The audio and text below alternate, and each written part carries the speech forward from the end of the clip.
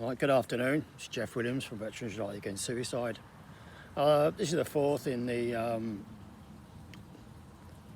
the videos I'm doing with regards to the Falklands. Many reasons why I'm doing it. One is to get off my chest. Two is to help other people.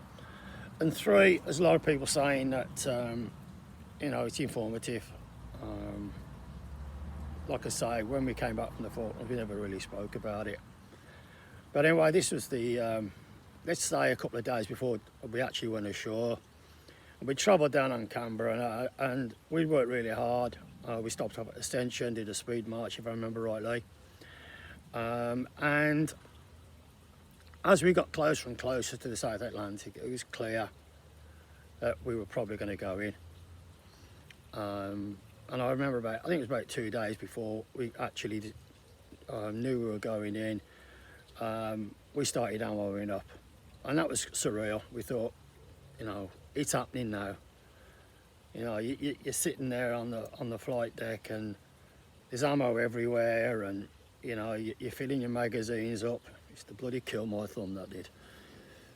And realising that that's live ammo you're putting in there, and the only ever time we really saw live ammo was on the ranges, obviously.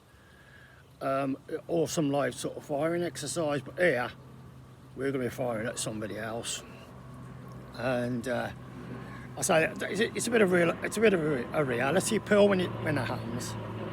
Well, anyway, we practiced disembarkation, and eventually we got it sorted out. Everybody was happy with it.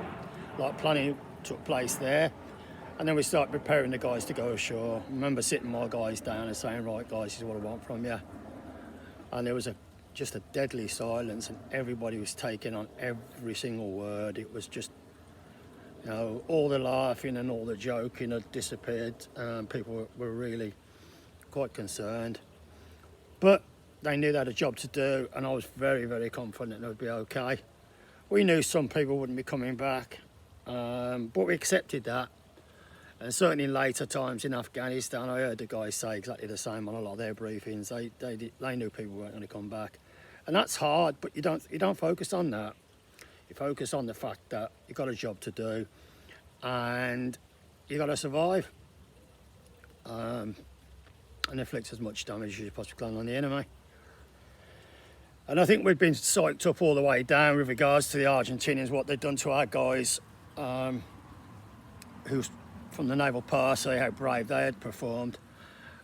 So we were fired up. Yeah, we were in a good space and ready to go.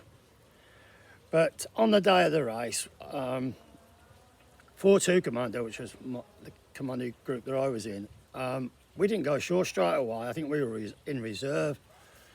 The Paras went ashore, and I think 4-5 went ashore. But we were sat there thinking, oh, great.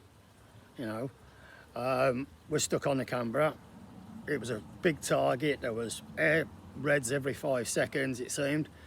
You could hear the rounds going off and people firing off the ships at the planes going by and all sorts. It was quite airy, and we all wanted to get off. But if there was anything that sticks in my mind from that day was, and I know Davey Robbs mentioned it before, we were lined up. I probably was a couple of yards away from Davey, didn't even know. But we were lined up ready to go ashore. And like I say, all of a sudden, the unloading stopped. And the reason it stopped was we started bringing casualties already back on board ship. And I remember really clearly, it was not a particularly good day. It was quite rough outside, and I was literally waiting to go on the landing craft, and to my dismay, right in front of me, I saw some Navy guys who had been in the water, I think, because they looked terrible. And I might be wrong, but I always believed it was the guys off HMS Coventry coming back. They'd been hit, and I remember absolutely clearly a guy coming up to me as he was coming up the stairs. Not to me, there was about 10 of us in this queue, and he looked at us, and he was covered in oil, and he just looked an absolute mess. And he turned around and he said, "Go and give him one from me, Royal." And I get choked up when I think about that, because, you know, for him, he just had his ship sunk. I'm sure it was HMS Coventry, the more I think about it. And we were going ashore. And I honestly felt like I could have flown ashore. I was that angry with the Argentinians. I just wanted to get ashore. Now, we boarded the landing crafts, and it was like a Second World War movie. We're in the landing crafts moving ashore, thinking it was going to be ramps down, all out. Hopefully it wasn't going to be an opposed landing, because we were already ashore, a lot of the guys. And we to my absolute amazement, but it was par for the course really, we get to this San Carlos Bay, and we only pull up alongside a jetty and disembark really quite casually. And we moved in, and the first thing I knew was we moved into some sort of sheep shearing shed, because I remember all the slats, and I looked down, and again to my dismay, all there was just tons and tons of like little pellets of sheep poo everywhere, and it stunk. And I said, what, we stopping in here? They went, yeah. I said, no, we need to be outside, don't we? No, get in here, get your head down in here. So that's where we spent the first night, believe it or not. We were outside digging trenches, and before we knew where we were back in those trenches. But initially, it was like, this is not war. But when the first airstrike come in, and the bombs start dropping, and I remember one, I actually heard this noise, and I looked up, and there was two, I think they were Mirages, I'm not sure or there might have been Seahawks or whatever they were called. And they're coming straight for us. They were in the distance, but I could see them really clearly in front of me. So I told all the guys to take cover, and we all started diving all over the place. We dived into the trench. And again, one of the guys, Stu Busby, his name was, there's a lot of stories about Stu, but I won't repeat them to embarrass him. We all dive for cover. What does Stu do? He grabs his camera, stands up out the trench to take a photograph. So I'm jittering. It's getting to me today a bit. And all I saw, as I was telling him to get on, get down, get under cover, is these two like things just drop down from the wings of the plane. And it was really weird because I'd never seen it before.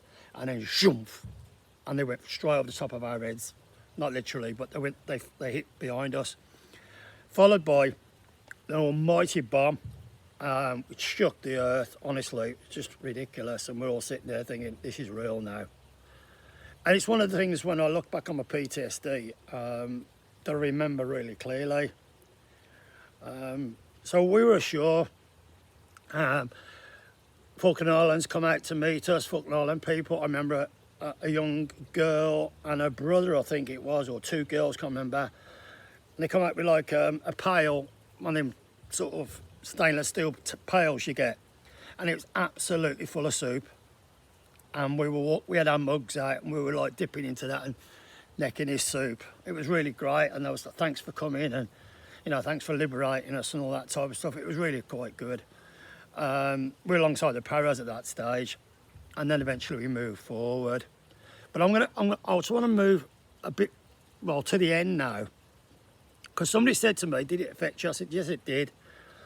I didn't realise at the time, but when I look back now, when we got back, I used to play a lot of cricket, and I used to play for Plimpton actually, Plimpton Cricket Club, and we were playing cricket this one day, and had a pretty successful game if I remember rightly, and we used to go to this club for drinks afterwards, and we're in there, and it was one of them nights we had an impromptu party, and we ended up staying quite late, and there was a group on. And all of a sudden, well, I got all my mates around me, post Falklands, you know, all thought I was the dog's bollocks. And a guy got up on the stage with this group, and he said, "I'm now going to do my speciality." And he played the trumpet, and he played the last post. And we didn't know what he was going to do. He just played it, and I remember just thinking, I can't believe it. I could feel myself crying inside, and then the tears started coming down, and all the guys looking at me going, "What's wrong with you?" All these civvies. And I said, "I don't know. It's never affected me like that." And I had to go outside, and it took me about half an hour to regain my composure. And then I realised it had affected me. I never said anything about it. You know, like most people, I just kept battling, like you do. Did it affect my family? Yes, it did. Did it affect my friends? Yes, it did. You know, we're a long way down the line now, but I was affected then. I know I was, because I cried my eyes out. And after that, I became a really emotional person. I can't see anything that's sad now, but I'm getting really upset about it. And I believe the Falklands did that to me as well. So there's a bit about Falklands, a bit about me, and a bit about PTSD. What I would say to people is, I have a lot of people contacting me who are struggling. You can live your life. You have to manage it. You have to accept the situation. You have to take the treatment when it's available. It's difficult. No one's pretending it's not.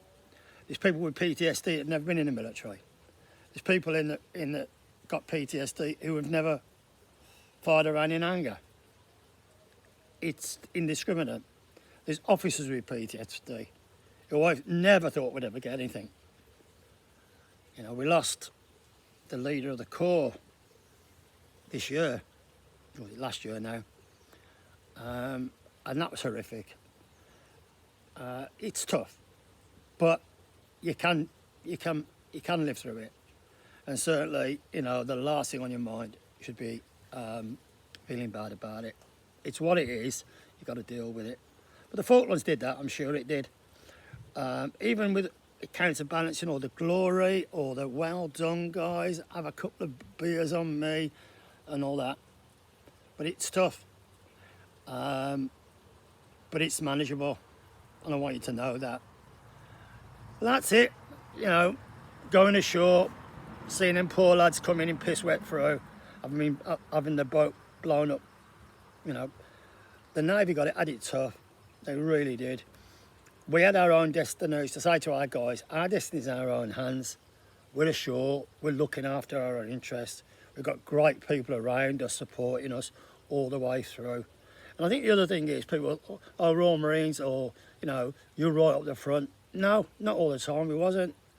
And, you know, we were just part of a great team. From the people that organised it, getting us down there, getting us ashore, and putting us in a position that we could do the RGs and push them back in the sea and free the Falkland Island people. They're the people, the real heroes, the intelligent people. You know, we battled, and I always say, you know, it could have gone both ways. The only reason we won, in my humble opinion, was the quality of person that we had down there. You know, young men who were changed forever. Their innocence gone. When we went back on the Canberra, we got on board Canberra, and I went into the accommodation they gave us, and I went in there. I opened the cupboard, and there was a shitty pair of pants in there, left by an Argentinian, because the Falklands, the Canberra had been used to take them back to Argentina, and that really pissed me off. But I got in my bed, like most of us did, in clean sheets. I never felt sheets could feel so great, and I slept for 2 days. Never woke up for food or anything, just slept. They gave us a couple of days to do that, and then we started to get back into a routine. That's how much it took out of me, and that's how much he took out of all my guys. Don't ever think war's glorious, it's not. Lots of people who do gallant things are not recognised, and some are, and good luck to them. But what we did down at Falklands was amazing. I worked with some amazing people, and I still respect them from the bottom of my heart. Okay, so I'll think of a more Falklandy one maybe a couple of days' time, but that's a reflection of going ashore and the aftermath, which should never be forgotten. Our government have forgotten what we did for them, and that hurts even more, really. Boris Johnson was probably a little kid prattling around while we were fighting the might of the Argentina armed forces and keeping the Tories in power for another session. All right, didn't like it. Sorry, I don't like getting political, but it's a fact. See you later. Bye-bye. Jeff Williams, Veterans United Against Suicide. Thank you. Bye-bye.